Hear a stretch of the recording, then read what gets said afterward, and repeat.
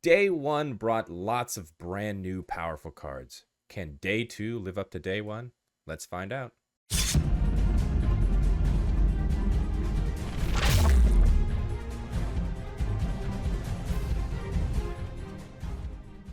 Hey, what's up, guys? Welcome back to Guys at Magic. This is Hunter and Riley. Say what up, Riley. Hello. We are back. Was a banger yesterday. Avatar: The Last Airbender is finally here. This is Day 2 of spoiler season. Strap in. We've got 10 cards to talk about. 5 from the main set. 5 of the Eternal, which is a scene box. Which, honestly, at this point, I don't know if there are bad cards in this set. We'll talk about them. They're very powerful. But before we get started into this video, I just want to remind everybody to hit the like button and subscribe to the channel if you haven't done so already, because we are pumping out one of these videos every single day throughout spoiler season, so you don't want to miss out on all the cool cards Avatar: The Last Airbender has to give us for Magic the Gathering. It's very exciting times. Moving on to this first card, Riley, we have Planetarium of Wan Shi Tong. It is 6 mana for a legendary artifact. You can pay 1, tap it to scry 2.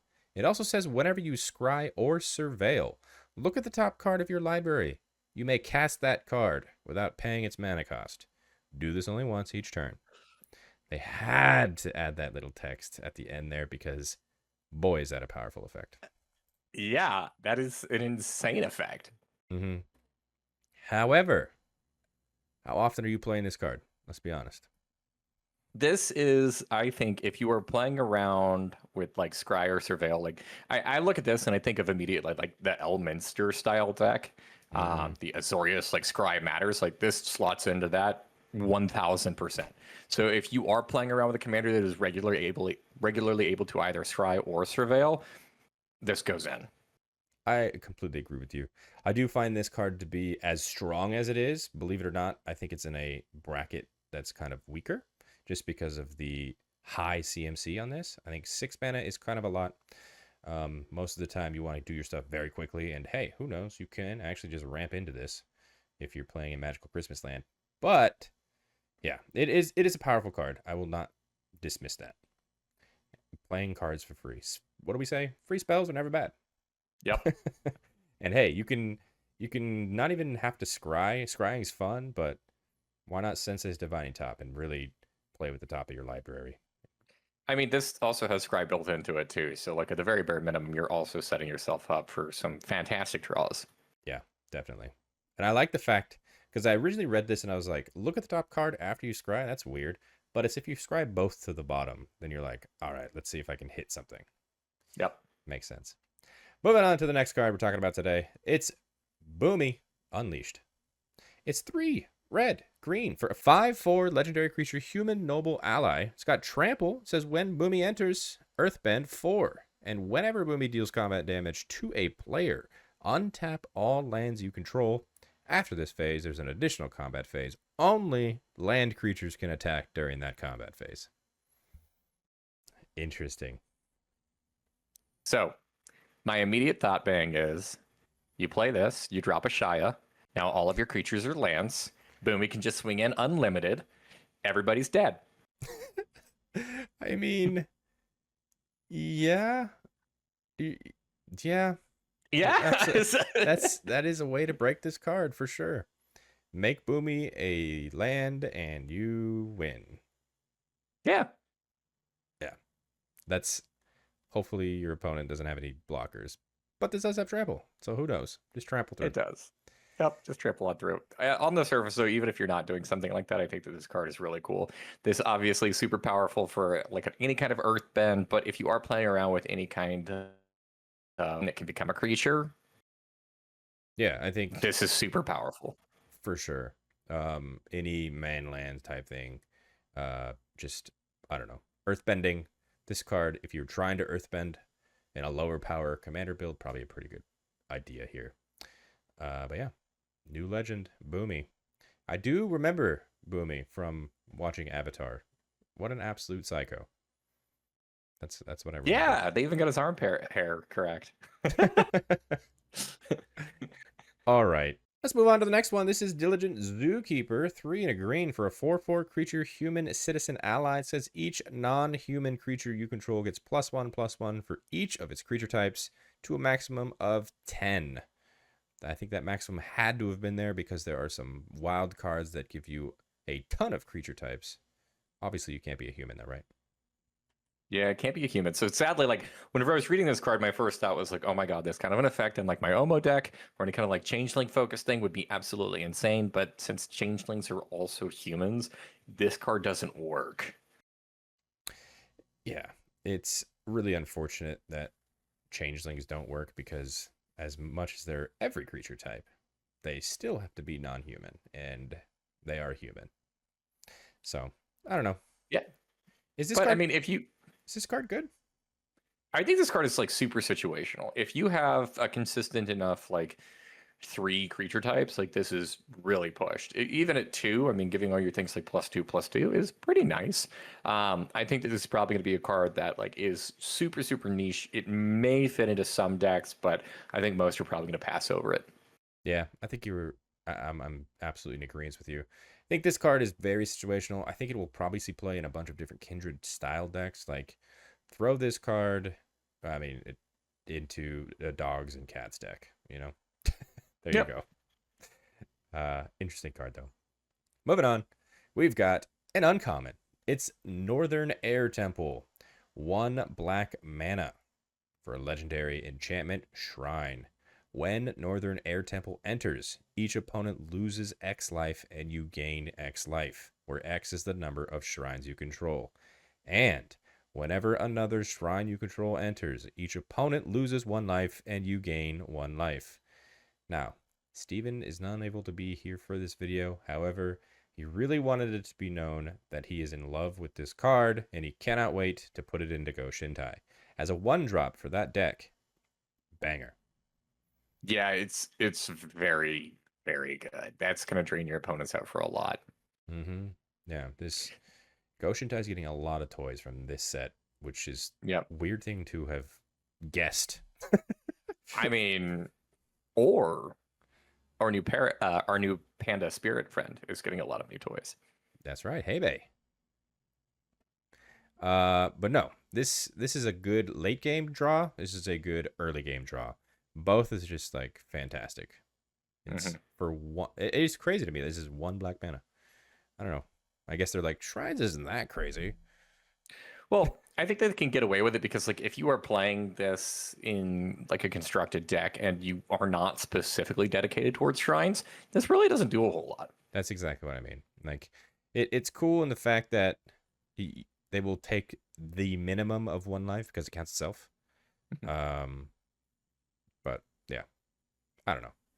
Cool card. Moving on to another uncommon from today.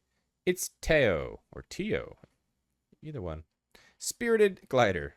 It's 3 and a blue for a 1/4 legendary creature human pilot ally. It's got flying and says whenever one or more creatures you control with flying attack, draw a card, then discard a card. And when you discard a non-land card this way, put a +1/+1 counter on target creature you control. Was this enough to get a legendary card, Riley? I have no idea about the story. So, because this is like an actual named character in the story, that's why this is legendary. The ability in and of itself, I am not necessarily wowed with, but I mean, this is also an uncommon that we're talking about. So, do I think that this is a good uncommon? Yeah, I feel like this is a relatively good draft card. I mean, it's a flyer that is going to grow and be able to filter over the course of a game. So, it's good in that sense, but that's, I think, where it kind of dies. Yeah, I do completely agree. I think this is a great limited card. 4 mana for a 1/4 that just triggers on itself, which is I love it when cards trigger on themselves. You don't need anything, no other help on the outside. Just continuously to grow this one card, drawing cards. It wins games. I've heard that once or twice. Let's move on to the scene box that was shown off today. It's the rest of the one that I had mentioned yesterday with all the other kind of couples. This is Aang and Katara. It's 3 green, white, blue for a 5/5 legendary creature human avatar ally. It says whenever Aang and Katara enter or attack, you create X 1/1 white ally creature tokens, where X is the number of tapped artifacts and or creatures you control. This seems pretty powerful. but it is 6 mana. It is 6 mana, but it comes with kind of like a build your own board in a sense. Like every deck is going to be running around with. Never mind. I don't want to say every deck because, well, no. I mean, this is like one of the buy a box scene things. I don't know what things are called, but like, as far as like playing this in something like Commander, people play around with other artifacts, so it's like you're going to be getting some kind of immediate value. It's going to make things for you, and then past that point, every time you swing with this, it's going to just like add additional value there. Yeah, I totally agree. I mean, I love the fact that this is not a do nothing when it enters. It enters and does the thing, and when it attacks, it does the thing. You're just going to be Yep. continuously just getting more and more things. And I love the fact that you can stack your triggers. So when this attacks, at the same time of all your other stuff attacking, it's going to count all those things. Make way more. Snowball. I like it. Aang and Katara. Moving on, we've got Toph, greatest Earthbender. 2 red green for a 3/3 legendary creature human warrior ally. It says when it enters Earthbend X, where X is the amount of mana spent to cast her. Land creatures you control have double strike. Now, very rarely do we talk about a card designed specifically for Commander, but that line of text is specifically to Commander. Yeah. Interesting, right? I mean, okay. This card, I love these kinds of designs. This is one of those kinds of cards where it's like, this is an absolute zero hate commander because nobody wants this thing to actually die. Because whenever it comes back, it's going to Earthbend again. It synergizes really well with any of the land style, like land creature based decks. This was the same comment that I have earlier with what I mentioned with like Bumi is like Ashaya makes this absolutely insane because now this, in addition to all of your other cards, or all the other creatures, are also lands. So Yeah. there's a huge amount of upside. Now, here's my question for you. Because that line of text where X is the amount of mana spent to cast her is strictly pretty much Commander, because Commander tax, Yep. why wasn't there precons? And why wasn't this one of the commanders? Makes too much sense. I don't know what to tell you. This is like, this was, I feel like they had a design for precons and they just scrapped it and made scene boxes. I feel like we may have gone in that direction as well, which is definitely disappointing. However, I don't know, maybe if we get enough feedback for it and people want us to, maybe we could put together something for a YouTube or Patreon audience involving cards like this. Yeah, maybe we will make our own precons. Comment down below. Do you guys want to see our precons if we were to make them? Moving on. We've got Momo's Heist. 2 and a red for a sorcery that says gain control of target artifact. Untap it. It gains haste. At the beginning of the next end step, sacrifice it. This card is so good. It is so good. I think it's hilarious. I think just imagine a world where you gain control of someone's One Ring. They're sad. You get to use it real quick. And then it gets sacrificed. Who cares if it's indestructible? Gets around it.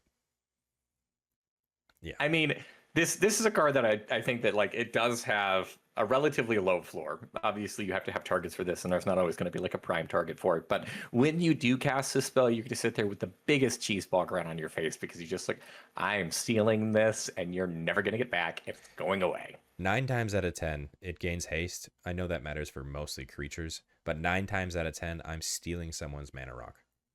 Yep. And I'm using it immediately, which is, honestly, I'm stealing a soul ring. I paid 1 mana. That's what's happening, right? I paid 1 mana. I get to have an untapped soul ring for 2 mana. It's great. And then you don't get it back. Neither do I. But who needs it? Yep. This card is an all-star. I think this is going to be seen as one of those cards that are just like all over the place. Momo's Heist. I'm going to expect to see a lot of these cards being played at MagicCon.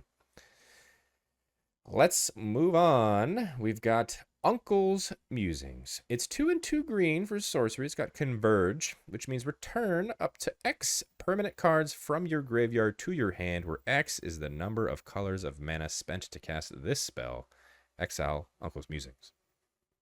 So at most, it can only be 3 mana, right? Because you have to pay 2 green into it. So yeah, still pretty powerful, huh?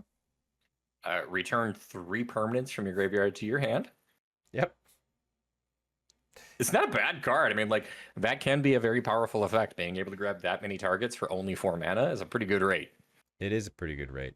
That is only if you are running this in those many colors. Like if you're running Commander, for example, you gotta at least run those 3 different colors so you can Yes. really take advantage of this. Otherwise, I feel like returning 1 permanent card from your graveyard for all green, not good for 4 mana. Yeah. Yeah, At one, I don't think this is good. At two, I think it's like serviceable, but still not great. I think three is really where I want this to be. definitely. And the final card we are talking about today is another pairing. It's Mai and Zuko. It's 1 blue, black, red for a 3/5 legendary creature, human noble ally.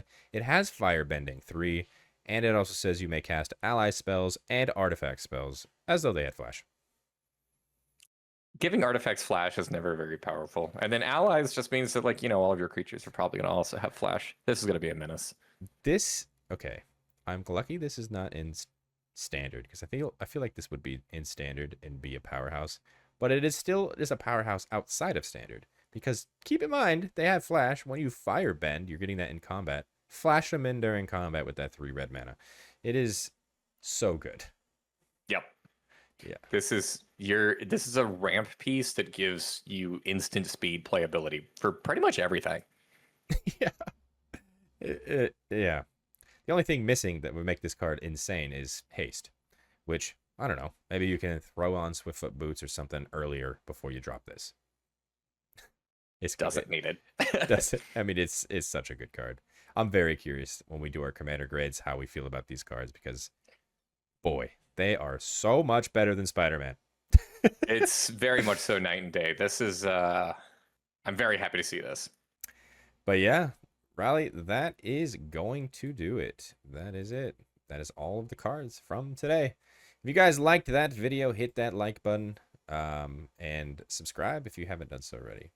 Because, like I mentioned at the beginning, we are doing these throughout spoiler season, so you don't want to miss out on all the cards as they come out. Comment down below, what was your guys' favorite card we talked about today? Talked about a lot of really good ones again. Have you guys already pre-ordered stuff? I know Riley has. I know I have. I've already pre-ordered a lot of things. We're very excited for this set. Before we wrap things up, Riley, did you have a favorite today? I did. So you mentioned about my little psychopath friend earlier. Bumi Unleashed. I think it's a really cool card. I think that it's on flavor, and I mean, who doesn't like a little gruel psycho? Yeah, my favorite's going to be Momo's Heist. I think just stealing something and sacrificing it is just mean, and I love that. So that's my favorite card today. Check down below in the description. You'll find links to all of our social media accounts. Follow us on those as well. Also, merch. Look, I'm wearing a t-shirt. If you guys wanted to pick up one just like this, check the link down below as well. Guys at magic.com. Buy yourself something nice. And on the screen right now, those are all of our Patreon subscribers. Thank you guys so much for your added support. It really does mean the world to us. If you guys wanted to check out what they're seeing, which is not here on YouTube, check the link in the description below. Also consider subscribing.